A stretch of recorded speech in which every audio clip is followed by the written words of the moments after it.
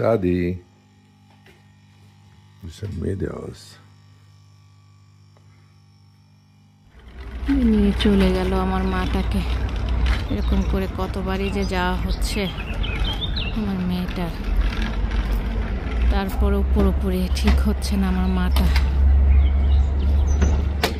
এই জন্য ওর চাচুর সঙ্গে যাচ্ছে, আনুষার বাবার সঙ্গে। ও চশমা দেওয়া হয়নি, মাটাকে খাওয়ানো হচ্ছে। আমার মাটার হসপিটালে কতদিন থাকতে হয়, এবার থাকতেও হবে অনেক দিন।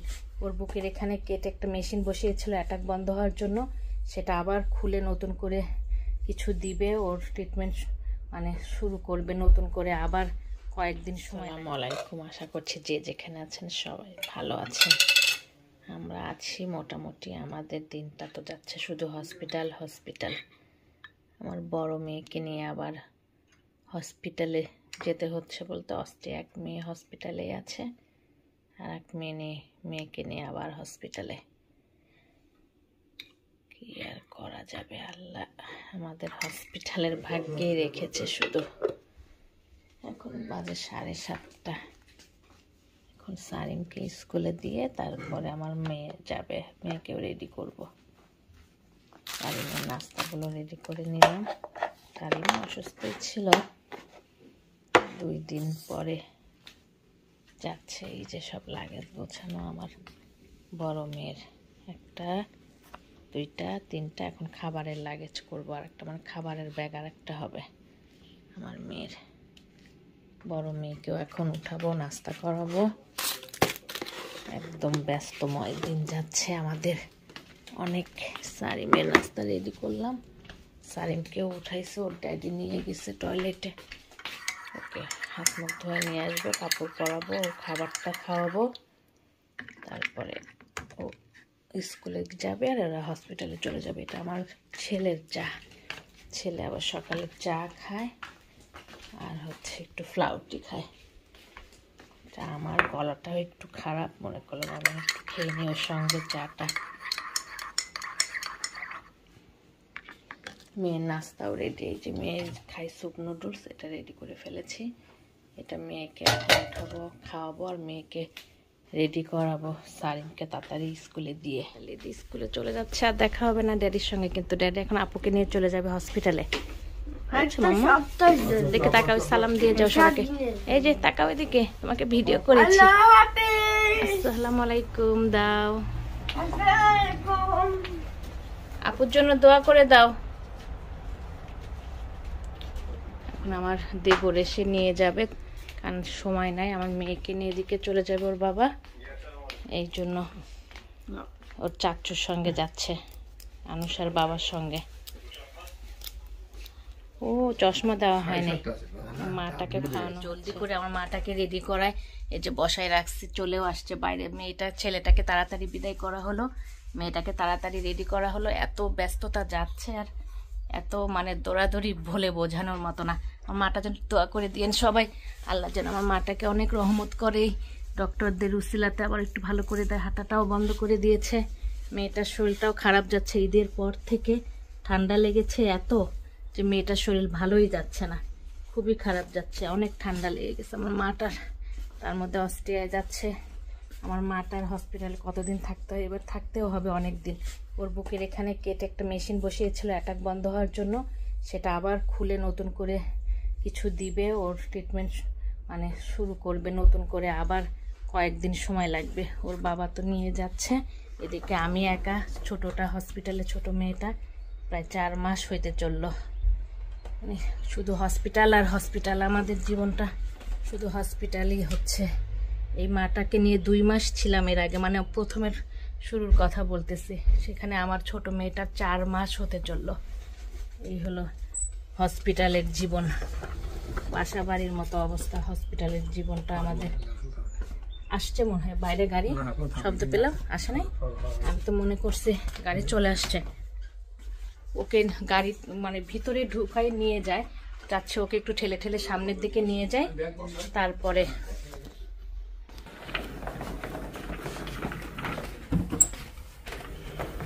চলে আসছে অলরেডি। অ্যাম্বুলেন্সে করে নিয়ে যায় প্রতিবার, হয়তো এর আগে দেখেছেন অনেকে আমার মাটাকে, যে প্রতিবার অ্যাম্বুলেন্স করে করে অস্ট্রিয়াতে নিয়ে যাওয়া হয় 1 মাস 2 মাস পর পর। হয় আমার মেয়েটাকে উঠানো নামানো। এখন আগে হাঁটতে পারতো, সেই মেয়েটা একদম হাঁটতে পারে না, কোনো শরীরে শক্তিও দেয় না। 2 জন মিলে ধরতেও কষ্ট হয়ে যায় আমার মেয়েটাকে। বেড ঠিক করতেছে, বেডে বসাবে বলতে শোয়াই নিয়ে যাবে আর অ্যাম্বুলেন্সের ভিতরে শুয়েই যাবে। শোয়ানো আমার মাটাকে বলার মতো না।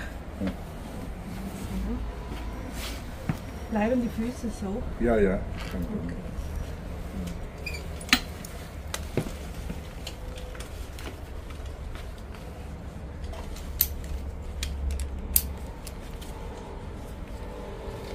Ah, da kann man gerade.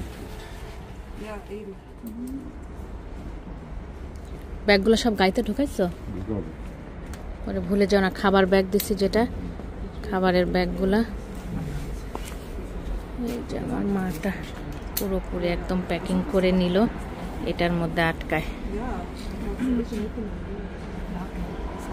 কয়েকদিনের জন্য আবার আমি একা হয়ে গেলাম, ও চলে যাচ্ছে এই মেয়েকে দেখতে, আর ছোটটাকে হসপিটালে যেতে হবে, একা একা আমাকে দেখতে হবে। নিয়ে চলে গেল আমার মাটাকে। এরকম করে কতবারই যে যাওয়া হচ্ছে আমার মেয়েটার, তারপরেও পুরোপুরি ঠিক হচ্ছে না আমার মাটা।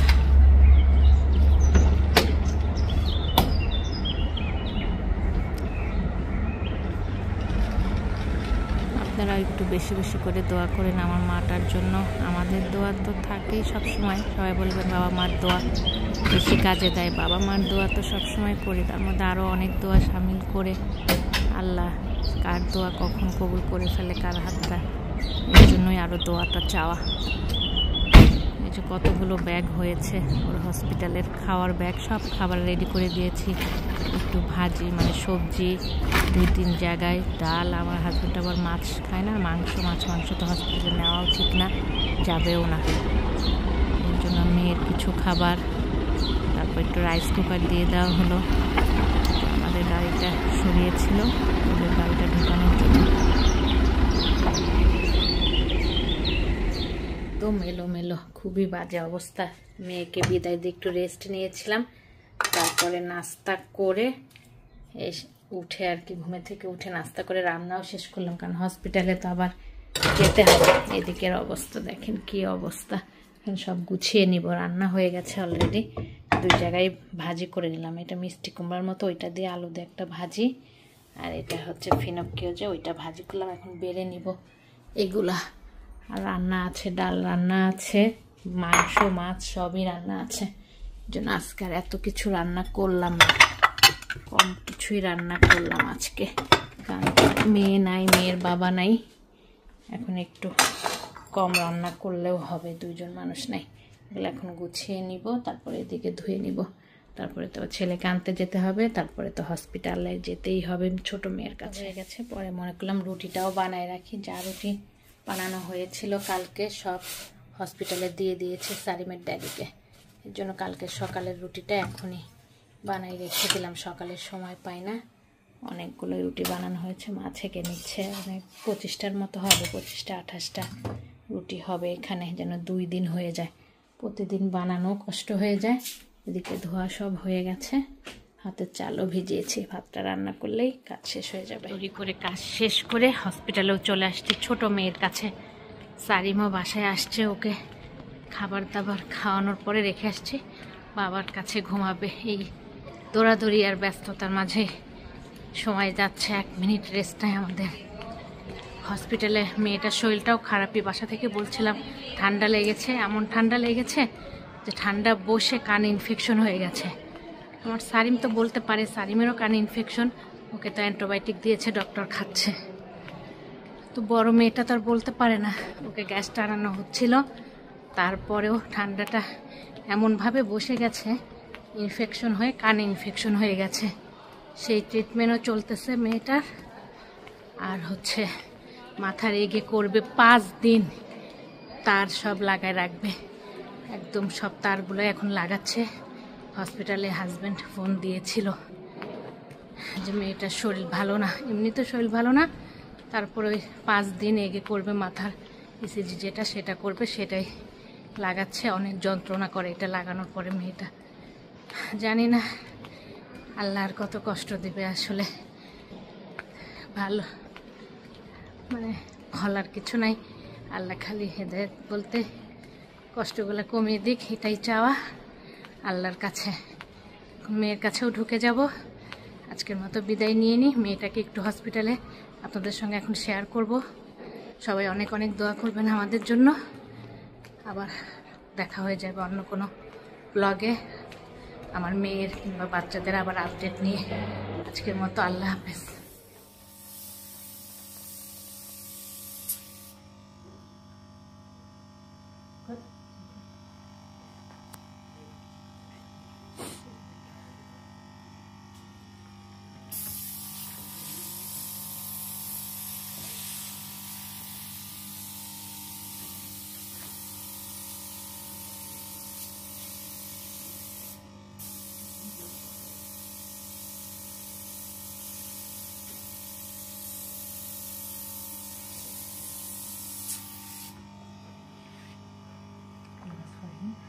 Wieder 24 Stunden oder wie lange bleibt es da?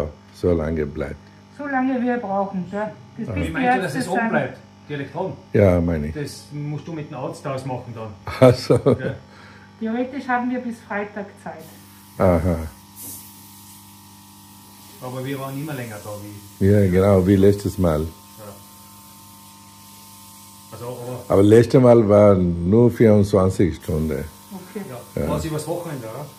Ja. Sie hat auch Donnerstag gekommen. Weil letztes Mal große Seite gekommen und da war nur 24 Stunden. Ja, aber Und vorletztes Mal war bis Freitag. das, wie du es mit den Ärzten ausmachst, gell? Ja.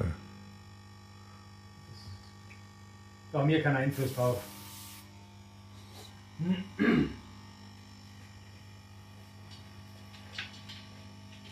Schadi. Wie sieht Media aus?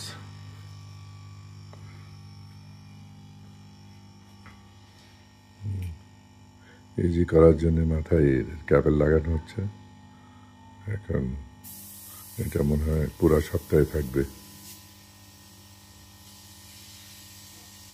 Thank you for watching my video. আমার চ্যানেলটিকে ভালো লেগে থাকলে subscribe করবেন, bell বাটনটিকে click করবেন, like করবেন, comment করবেন, শেয়ার করবেন। ধন্যবাদ।